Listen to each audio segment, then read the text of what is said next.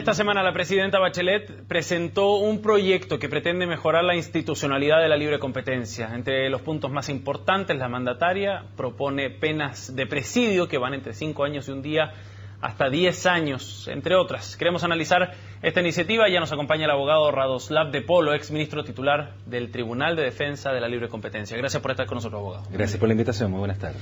En términos bien amplios y generales, ¿este proyecto es un buen proyecto? ¿Cumple efectivamente con el objetivo de mejorar la defensa de la libre competencia? Este proyecto obedece con un cambio en la política pública en materia de libre competencia, que ha venido siendo anunciado por este gobierno desde que se instaló, ya estaba en el programa. Y lo que busca es mejorar, según indica el proyecto, dos aspectos que se estima estaban de alguna manera necesitados de mayor reforzamiento. El primero, la persecución de los carteles, y el segundo, el control de fusiones o de operaciones de concentración entre empresas. Eso como dos grandes objetivos. Esos son los dos grandes objetivos que persigue, aparte de otros secundarios, pero que los dos principales son esos. El primero es un cambio importante en materia de colusión, pues se vuelve al esquema que históricamente imperó en Chile, aun cuando sin éxito, de sancionar los carteles con pena de cárcel. Efectivamente, de hecho la presidenta Bachelet lo destacaba el día lunes con el discurso que entregaba al momento de anunciar el proyecto. Le invito a que escuchemos las palabras de la presidenta y seguimos conversando para tocar aquel punto precisamente.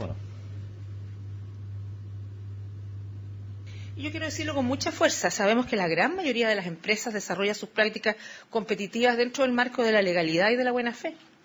Y no vamos a permitir que la conducta de unos pocos empañe el quehacer de nuestra actividad empresarial, que es fundamental para el crecimiento económico. Se creará en el Código Penal una figura especial para casos de colusión, con penas que irán desde 5 años y un día hasta 10 años.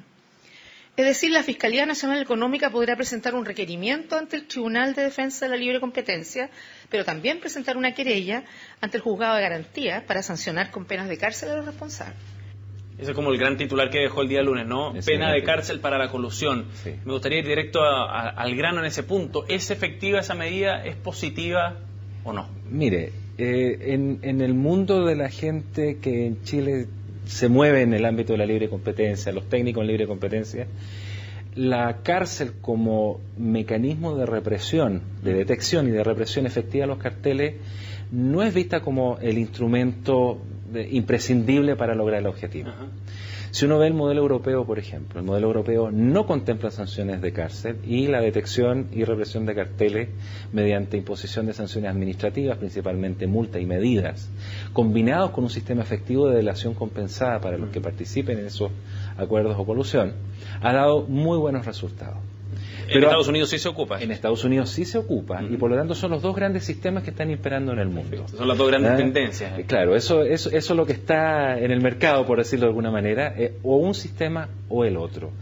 Personalmente, yo creo que el sistema de sanción penal no es imprescindible, pero si se ha tomado una decisión de política pública, si el proceso democrático termina generando un cambio en la política pública mediante la aprobación de este proyecto de ley. Y la presión social también de alguna manera. Y la presión social, que es lo que motiva también el proceso democrático de alguna manera, termina estableciéndose una sanción penal como la que viene en el proyecto, pues entonces todos los actores se van a tener que ajustar. Se va a tener que ajustar la Fiscalía, la Fiscalía Nacional Económica, quiero decir, se va a tener que ajustar el Ministerio Público, los jueces de garantía y los tribunales orales en lo penal y el mismo Tribunal de Defensa de la Libre Competencia. Y cuando hay reparos contra una medida como esta de cárcel para los culpables de colusión, ¿cuáles son los fundamentos para estar en contra de una medida como esta? Los fundamentos son básicamente de aplicación práctica. Cuando quienes pretenden entrar en un cartel saben que la sanción es penal, los esfuerzos que hacen para ocultar la actividad colusiva se redoblan, se triplican, se cuadriplican, por razones obvias. Pero podría llegar a disuadirlos también de asociación. Sí, pero hay mercados donde los incentivos para coludirse son tan altos que la opción, y esto se demuestra empíricamente, digamos, en otros países, la opción es sumergirse aún más e intentar encubrir aún más la ser más cauteloso. Ser mucho más cauteloso. Eso es lo primero. Lo segundo es que se producen distintos estándares de prueba a la hora de tener que defenderse de una acusación de cartel. ¿Qué significa eso? Significa que, por ejemplo, ante los tribunales penales para que uno lo condenen, el juez tiene que estar convencido, el tribunal tiene que estar convencido más allá de toda duda razonable. En cambio, ante el Tribunal de Defensa de la Libre Competencia el estándar es más bajo. El estándar es de la preponderancia de probabilidades indican, de acuerdo a la sana crítica, que la única conducta posible aquí era que hubiera un cartel. Y eso se prueba además con prueba dura o con prueba indirecta. O sea, es más fácil demostrar una colusión cuando el sistema no es penal. Perfecto. Y además, desde el punto de vista de la defensa de los involucrados, el sistema penal es más complejo, es más duro. ¿Por qué? Porque la definición exacta de lo que se entiende por colusión, si bien existe un tipo penal que viene en el proyecto, va a depender en definitiva de lo que digan los jueces. ¿Por qué? Porque las formas que puede y los mecanismos en virtud de los cuales se puede establecer un esquema colusorio son infinitos. Y por lo tanto, en definitiva, van a ser los tribunales orales en lo penal y toda la cadena de la jerarquía judicial penal la que va a definir qué es una colusión en Chile y qué no lo es. Y eso va a requerir una curva de aprendizaje del sistema penal, de la Fiscalía Nacional Económica interactuando con el sistema penal junto con el Ministerio. Cosa que hasta hoy no hace. Porque es importante decirlo, es el fiscal nacional económico el que tiene la llave para decidir si se abre el mecanismo o la arista penal en materia de colusiones, y puede hacerlo de manera coetánea o posterior o anterior, eso no va a haber que aclararlo durante la discusión legislativa, del momento en que decida presentar un requerimiento contra esas mismas personas ante el Tribunal de Defensa de la Libre Competencia. O sea, esto también podría generar una suerte de expectativa desmedida en la ciudadanía, que espera que a partir de este proyecto, los que se coluden van a terminar en la cárcel, lo que probablemente no ocurra entonces. Sí, y la ciudadanía va a ver que la misma colusión va a ser juzgada por el Tribunal de Defensa de la Libre Competencia y va a ser juzgada eventualmente, si el Fiscal Nacional Económico inicia la querella, por el sistema penal con la acusación, con el mecanismo persecutor que va a llevar adelante el Ministerio Público, no el Fiscal Nacional Económico. Por lo tanto, eso va a generar muchas expectativas. Y algo que es importante, hoy la colusión se sanciona con multa, con órdenes de cesar en la conducta, cambios de conducta. Hay la posibilidad de imponer multas a las personas naturales que... No solo a las jurídicas. No solamente a las jurídicas, cosa que no se ha ejercido nunca, porque no lo ha pedido la Fiscalía. O sea, ese instrumento está, pero ahora, si se aprueba este proyecto, va a estar la multa, la sanción administrativa a las personas, va a estar la sanción penal.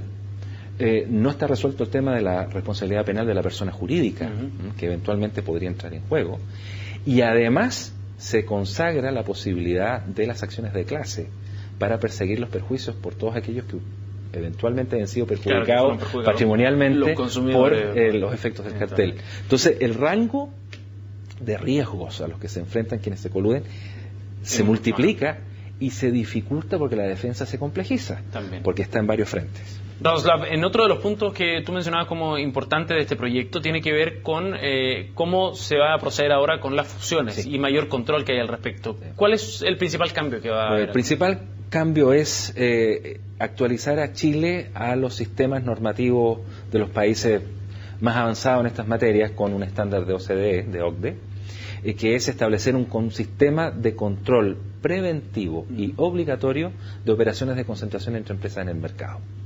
Ese sistema opera mediante la obligación de notificar a la Fiscalía Nacional Económica la intención de fusionarse, y esa obligación se activa si las empresas involucradas en conjunto tienen o han presentado en el año anterior al de la fusión un nivel de ventas determinado. Para discriminar por tamaño, en definitiva. Y ese umbral se va a ser definido por reglamento del Ministerio de Economía. Hoy día no lo conocemos. Perfecto. Va a tener 90 días después de la entrada en vigor de la ley, o de la publicación de la ley, para dictarse los reglamentos. Pero esta es una gran innovación, es una innovación que debe ser bienvenida. ¿Por qué? Porque de alguna manera contribuye a limpiar algo que estaba confuso. Porque hoy la notificación de la fusión es voluntaria, pero el mecanismo institucional estaba de tal manera establecido que había un incentivo a fusionar, pero no se sabía cuál era el resultado ni los tiempos. Entonces, esto introduce algún grado de certeza.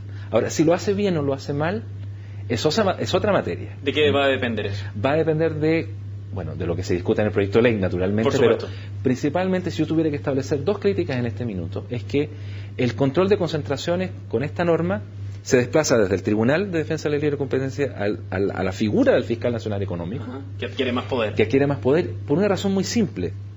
No está mal que adquiera más poder. En otros países son las agencias de competencia y no los tribunales los que ven las fusiones. El problema que yo veo es que el control jurisdiccional de las decisiones del fiscal de aprobar con condiciones o rechazar una fusión quedan bastante limitados en el texto del proyecto como viene. ¿Por qué? El proyecto dice que solo podrán reclamarse ante el Tribunal de Defensa de la Libre Competencia las fusiones que el fiscal rechace. Perfecto. Aquellas que apruebe y aquellas que apruebe con condiciones, que son generalmente negociadas con las partes, van a quedar sin control jurisdiccional. Y eso abre un tema. Abre un tema porque ahí puede generar espacios para la incertidumbre, va a depender de la política de fusiones. Discrecionalidad también. Y discrecionalidad. Entonces, aun cuando hay un criterio de fondo, pero hay un amplio margen. En otros países, muy corto, ¿cómo se deciden las fusiones? Por un consejo, por un comité, por una comisión. La Comisión Europea, el Consejo de Competencia, etcétera. Son organismos colegiados. Entonces, ahí no queda entregado a un solo individuo, por muy técnico que este sea. Parte de las aristas entonces que se van a debatir en este proyecto que comenzará ya su trámite en el Congreso. Radoslav, te agradecemos muchísimo que hayas venido a CNN Chile para abordar este tema. Muchas gracias a ustedes. Con esta entrevista entonces terminamos esta edición de Agenda Económica. Muchas gracias por habernos acompañado. Siga la sintonía de CNN Chile, por supuesto. Vienen más noticias. Nosotros nos reencontramos mañana viernes.